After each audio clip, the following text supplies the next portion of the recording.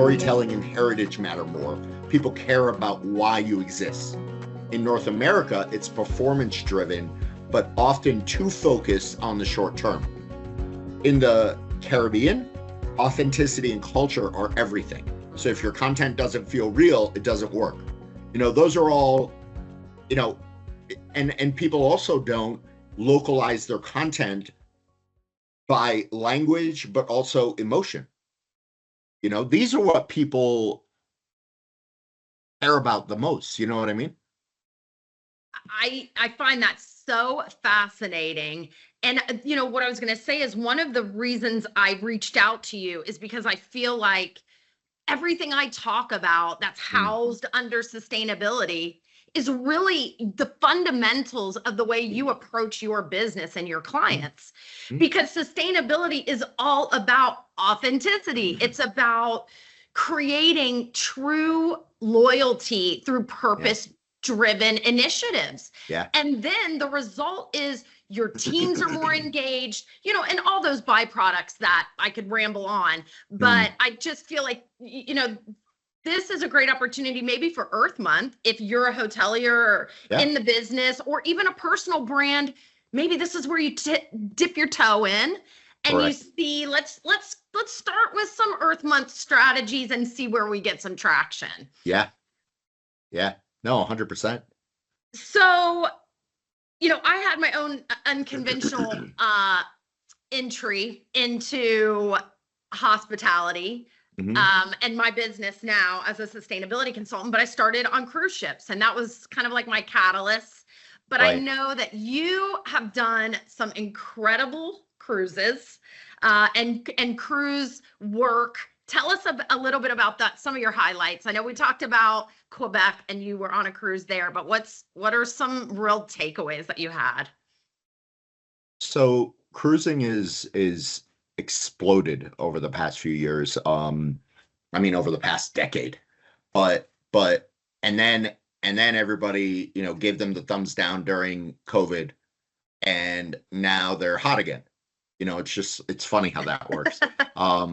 But I grew up, as I said, in Fort Lauderdale, and Fort Lauderdale used to be the cruise capital of the world before Miami built out their huge port, but it's always been South Florida. And cruising was a way of life for us growing up. We always did one.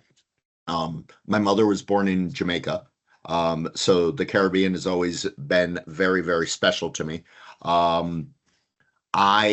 The cruise that we just did in Quebec was on Ponant and was on an icebreaker. And basically the St. Lawrence River was completely frozen in certain parts, and there was 2 feet of ice, and we were just crushing through the ice. It was an unbelievable experience. It's the most unique cruise I've ever been on, and that supersedes Antarctica, and Antarctica was pretty special.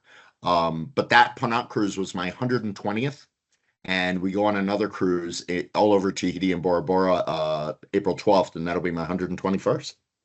Wow. Yeah, I don't want to talk about the jealousy I have about that. But I'm excited for the audience because I'm sure they're going to come follow you. There is nothing like inspiration through, that's especially Instagram and travel. I think we both can agree is, you name it, whether it's escaping, whether it's inspiration. There is, that's why people fall in love with travel and these different places.